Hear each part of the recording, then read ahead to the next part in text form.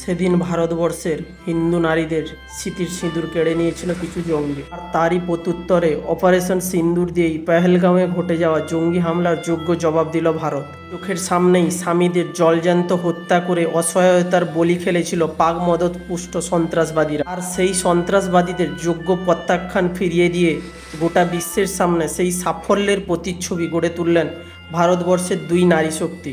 পুরাণে যেমন দুর্গাদেবী অসুর দমনে সক্ষম আমরা শুনে বা দেখে থাকি, তেমনি আজ আমরা এই দুই নারী শক্তি সফলতা দেখতে পাচ্ছি। দিন কি ঘটেছিল তা চলুন দেখে নিই। 7ই মে সকাল প্রায় 1:05 দুটি যুদ্ধজাহাজ রওনা দিয়েছিল। প্রথমজন ইতিহাস তৈরি করা সেনানায়িকা ভারতীয় সেনার সিগন্যাল কর্নেল আধিকারিক সোফিয়া কুরেশি এবং দ্বিতীয়জন ভারতীয় বায়ুসেনার উইং কমান্ডার ভূমিকা সিং। পেহেলগাঁওয়ে বেছে বেছে হত্যা করা হয়েছিল হিন্দু পুরুষদের, আর অসহায় স্ত্রীদের চোখে চোখ রেখে বলা হয়েছিল, যাও গিয়ে বলো তোমাদের 56 ইঞ্চি বুকের পাটার প্রধানমন্ত্রীকে। তারপর থেকে গোটা ভারতবর্ষের মানুষের মনে ক্ষোভের আগুন জ্বলছিল, আর এই ক্ষোভের জ্বালা সত্যি জুড়িয়ে দিল এই দুই নারী শক্তি ও ভারতীয় সেনারা। এই ক্ষোভের আগুনের উপর দাঁড়িয়ে কর্নেল সোফিয়া কুরেশি ও কমান্ডার ভূমিকা সিং গোটা দেশকে দেখিয়ে দিলেন মেয়েদের স্মৃতির সিঁদুর কেড়ে নেওয়াটা কতটা ভয়ঙ্কর হতে পারে। তাই সিঁদুর মোছার বদলা অপারেশন সিন্দুর। 7ই মে অপারেশন সাকসেস করে দিল্লিতে সাংবাদিক সম্মেলনে বক্তব্য রাখলেন। একদিকে মুসলিম ধর্মাবলম্বী কর্নেল সোফিয়া কুরেশি আর অন্যদিকে শিখ উইং কমান্ডার ভূমিকা সিং জঙ্গি দমনে অপারেশন সিন্দুর সফল করার অন্যতম কারিগর। এটাই হলো ভারত, এখানে অসুরদের নিধন হয় নারীদের হাতেই। প্রেস কনফারেন্সে যখন দুপাশে অপারেশনের নেতৃত্বে থাকা মুসলিম ও শিখ মহিলার মাঝে হিন্দু বিদেশ সচিব বসে ব্রিফিং দিচ্ছিলেন, তখন সমগ্র বিশ্বই হাঁ করে দেখছিল ইউনাইটেড ইন্ডিয়া কাকে বলে। যারা মেয়েদের দুর্বল ভাবেন তারাও বুঝে নিলেন নারী ইজ্জত কাকে বলে। মেয়েরা চাইলে ঠিক কি করতে পারে না। অপারেশনের সময় তারা কেউই ধর্ম দেখেননি, শুধু জেনেছিলেন আমরা ভারতীয়, দেশকে রক্ষা করা, শত্রুদের পরাস্ত করাই আমাদের একমাত্র লক্ষ্য। 22 তারিখের ঘটনার পর সোশ্যাল মিডিয়া রীতিমতো উত্তাল হয়ে ওঠে।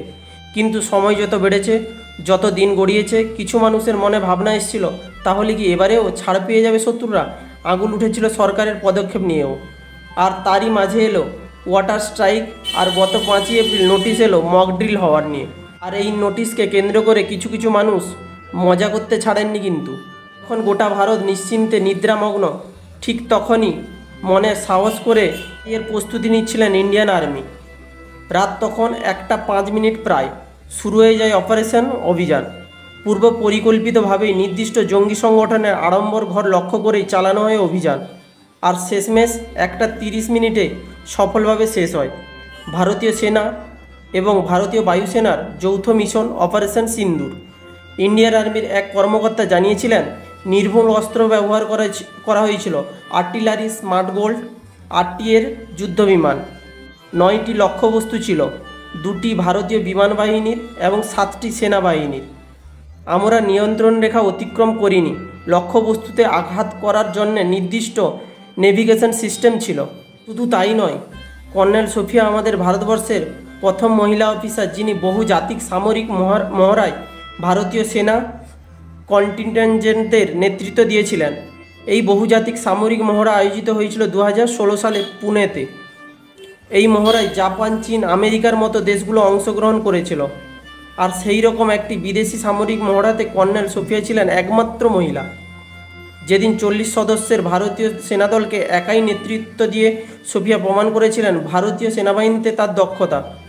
এছাড়াও কর্নেল সোফিয়া 6 বছর রাষ্ট্রসংঘের শান্তিরক্ষা বাহিনীর একজন সদস্যও ছিলেন। 2006 সালে কঙ্গোতে রাষ্ট্রপুঞ্জের শান্তিরক্ষা অভিযানে একমাত্র সামরিক পর্যবেক্ষক হিসেবেও কর্মরত ছিলেন কর্নেল সোফিয়া। আসলে কর্নেল সোফিয়ার দাদুও আমাদের জাতীয় সেনাবাহিনীর একজন সদস্য ছিলেন। তাই দেশ সেবার মেয়েটার রক্তে। আজ ভারতের আর্মি অফিসারের ঘরণী পাকিস্তানকে দেখিয়ে দিলেন নারী শক্তি কাকে বলে।